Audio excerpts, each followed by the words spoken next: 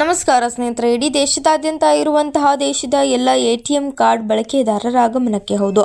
ಇನ್ಮುಂದೆ ಮುಚ್ಚಲಿವೆ ಎಟಿಎಂ ಕಾರ್ಡ್ಗಳು, ಇನ್ಮುಂದೆ ಕಾಣಿಸಲ್ವ ಎಟಿಎಂ ಕಾರ್ಡ್ಗಳು.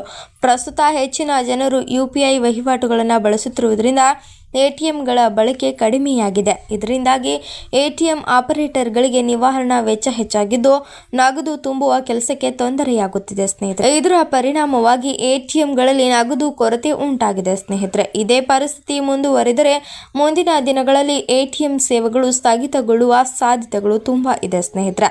UPI ಸೌಲಭ್ಯ ಲಭ್ಯವಾದ ನಂತರವೂ ಕೂಡ ಅನೇಕರು ಎಟಿಎಂಗಳನ್ನು ಬಳಸುತ್ತಿದ್ದಾರೆ. ಡೆಬಿಟ್ ಕಾರ್ಡ್ ಬಳಸಿ ಹಣವನ್ನು ಡ್ರಾ ಮಾಡಿಕೊಳ್ಳುತ್ತಿದ್ದಾರೆ. ನಗದು ಅತ್ಯಂತ ಅಗತ್ಯವಿದ್ದಾಗ ಹತ್ತಿರದ ಎಟಿಎಂಗೆ ಹೋಗಿ ಹಣ ಪಡೆದುಕೊಳ್ಳುವುದು ಸಾಮಾನ್ಯವಾಗಿದೆ ಸ್ನೇಹಿತರೆ.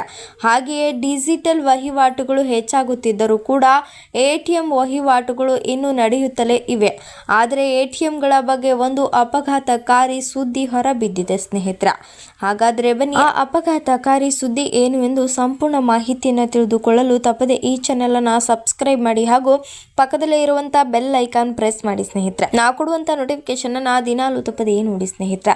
ಎಟಿಎಂಗಳಲ್ಲಿ ನಗದು ಕೊರತೆ ಉಂಟಾಗುತ್ತಲೇ ಇದೆ ಸ್ನೇಹಿತರೆ. ಆಪರೇಟರ್ಗಳು ಎಟಿಎಂಗಳಲ್ಲಿ ನಗದು ತುಂಬುವ ವಿಷಯದಲ್ಲಿ ಸವಾಲುಗಳನ್ನು ಎದುರಿಸುತ್ತಿದ್ದಾರೆ. ನಗದು ಸೌಲಭ್ಯವಿದ್ದರೂ ಕೂಡ ಅದನ್ನ ಎಟಿಎಂಗೆ ಸಾಗಿಸುವುದು ಕಷ್ಟಕರವಾಗಿದೆ. ಸಾರಿಗೆ ಭದ್ರತೆ ನಿರ್ವಹಣೆ ಮತ್ತು ಮೇಲ್ವಿಚಾರಣೆ ಹೆಚ್ಚಿನ ವೆಚ್ಚ ಮಾಡಬೇಕಾಗಿದೆ ಸ್ನೇಹಿತರೆ. ಪೆಟ್ರೋಲ್ ಡೀಸೆಲ್ ಬೆಲೆ ಏರಿಕೆ ಮತ್ತು ಸಿಬ್ಬಂದಿ ವೇತನ ಹೆಚ್ಚಳದಿಂದಾಗಿ ಎಟಿಎಂನಲ್ಲಿ ನಗದು ತುಂಬುವ ವೆಚ್ಚ ಹೆಚ್ಚಾಗಿದೆ ಸ್ನೇಹಿತರೆ. ಹಾಗೆ ಎಟಿಎಂಗಳ ಬಳಕೆಯೂ ಕೂಡ ಕ್ರಮೇಣ ಕಡಿಮೆಯಾಗುತ್ತಲೇ ಇದೆ.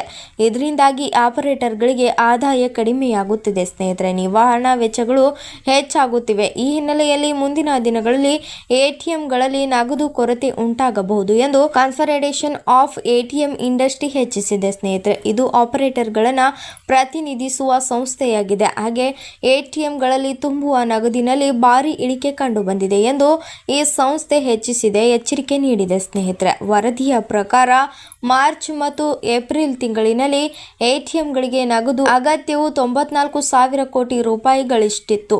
ಆದರೆ ಮಾರ್ಚ್ ತಿಂಗಳಿನಲ್ಲಿ 61,000 ಕೋಟಿ ರೂಪಾಯಿಗಳು ಲಭ್ಯವಿದ್ದರೆ ಏಪ್ರಿಲ್ನಲ್ಲಿ 54,000 ಕೋಟಿ ರೂಪಾಯಿಗಳು ಮಾತ್ರ ಲಭ್ಯವಿತ್ತು. ಈ ವಿಷಯಗಳನ್ನು ಇಂಡಿಯನ್ ಬ್ಯಾಂಕ್ಸ್ ಅಸೋಸಿಯೇಷನ್ಗೆ ಸಲ್ಲಿಸಿದರೆ ಇದರಲ್ಲಿ ಎಟಿಎಂ ಆಪರೇಟರ್ಗಳು ಮಾರ್ಚ್ನಲ್ಲಿ ತಮ್ಮ ನಗದು ಅತ್ಯಂತ 64% ಮಾತ್ರ ಪಡೆದಿದ್ದಾರೆ. ಏಪ್ರಿಲ್ನಲ್ಲಿ ತಮ್ಮ ನಗದು ಅಗತ್ಯದ 57% ಮಾತ್ರ ಪಡೆಯಲು ಸಾಧ್ಯವಾಗಿದೆ. ನಗದು ಸೌಲಭ್ಯವಿದ್ದರೂ ಅದನ್ನು ಎಟಿಎಂಗೆ ತುಂಬಿಸುವಲ್ಲಿ ತೊಂದರೆಗಳು ಎದುರಾಗುತ್ತಿವೆ. ಇದರಿಂದಾಗಿ ಮುಂದಿನ ದಿನಗಳಲ್ಲಿ ಎಟಿಎಂಗಳು ಮುಚ್ಚಲ್ಪಡುವ ಪರಿಸ್ಥಿತಿ ಬರಬಹುದು ಎಂದು ವ್ಯಾಪಾರ ವಲಯಗಳು ಎಚ್ಚರಿಸುತ್ತಿವೆ. ನಗದು ತುಂಬುವಲ್ಲಿನ ಸಮಸ್ಯೆಗಳಿಂದಾಗಿ ಎಟಿಎಂ ಸೇವೆಗಳು ಸ್ಥಗಿತಗೊಳ್ಳುವ ಸಾಧ್ಯತೆ ಇದೆ ಎಂದು ಅವರು ತಿಳಿಸಿದ್ದಾರೆ.